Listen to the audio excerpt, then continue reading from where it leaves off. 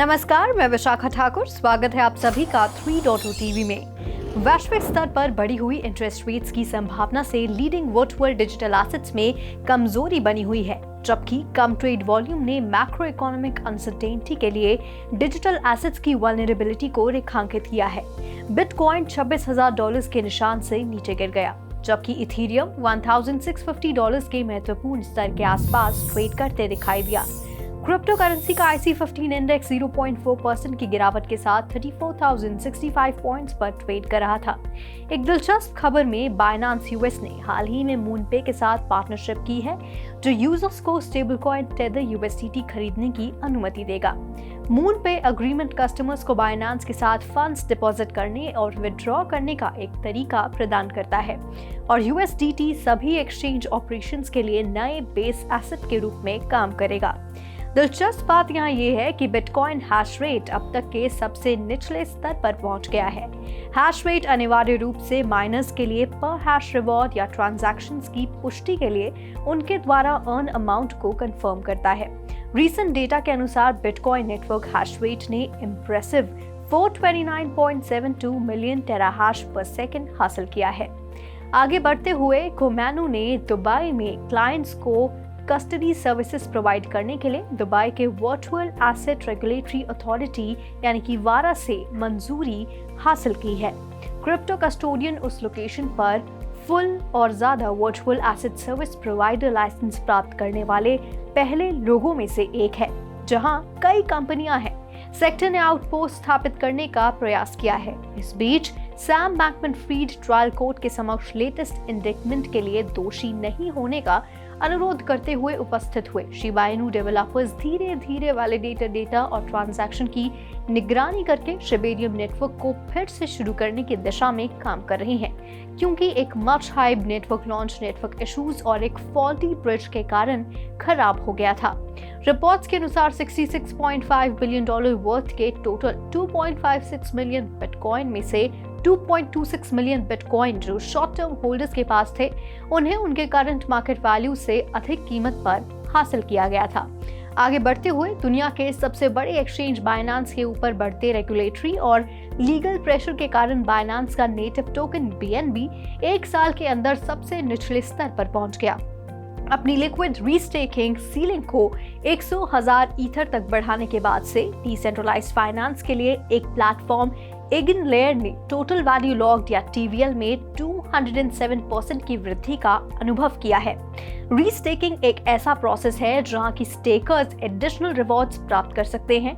ETH ने Ethereum blockchain पर stake किया। US स्टॉक फ्यूचर्स ऊंचे स्तर पर ट्रेड कर रहे थे, क्योंकि इन्वेस्टर्स ने पहले के मिक्स सेशन के बाद अपनी स्थिति फिर से हासिल करने की कोशिश की। Dow Jones industrial average futures में 142 पॉइंट्स या 0.5% की बढ़ोतरी हुई। S&P 500 और Nasdaq 100 फ्यूचर्स क्रमशः 0.6% और 0.8% ऊपर गए। बिटकॉइन 0.3% की गिरावट के साथ $25,956 पर ट्रेड कर रहा था। दूसरी सबसे बड़ी क्रिप्टो करेंसी इथेरियम 1.2% की गिरावट के साथ $1,642 पर ट्रेड कर रही थी। सोलाना सोल 1.3% की गिरावट के साथ $20.7 पर ट्रेड करता नजर आया।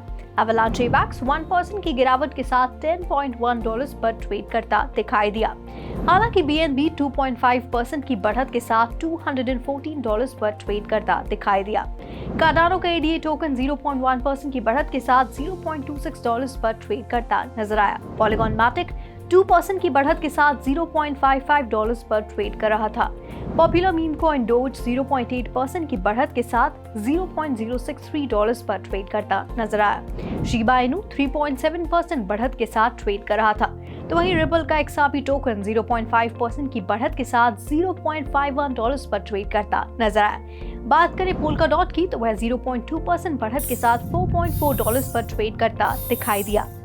आइए अब देखते हैं क्रिप्टो करेंसी मार्केट पर हमारे एक्सपर्ट की क्या राय है। With bears in full control, Bitcoin and Ethereum prices seem to be indicating a further fall. Bitcoin started to go down, trading at around $25,600 level before recovering some of its losses to trade at nearly 26,000 level. Ethereum has been trading above $1,640 level. The price seems to be slipping gradually after some period of consolidation. Ethereum's quick decline caused it to go below $16,044, which has been acting as a support recently. The primary hurdle is still around $1,700 level. If the price manages to close over this resistance level, we may see a solid uptick in the near future. I feel on the downside, the region around $1,580 represents the first significant support. Moreover, the relative strength index on the daily time frame indicates the price of Ethereum is still in the oversold territory. Thank you. आपका कीमती समय हमें देने के लिए धन्यवाद। आज के लिए कॉइन मॉनिटर में फिलहाल इतना ही। ऐसे ही मार्केट से जुड़ी और अपडेट्स के लिए लॉग ऑन कीजिए हमारी वेबसाइट www.3versetv.io पर या फिर स्कैन कीजिए QR कोड।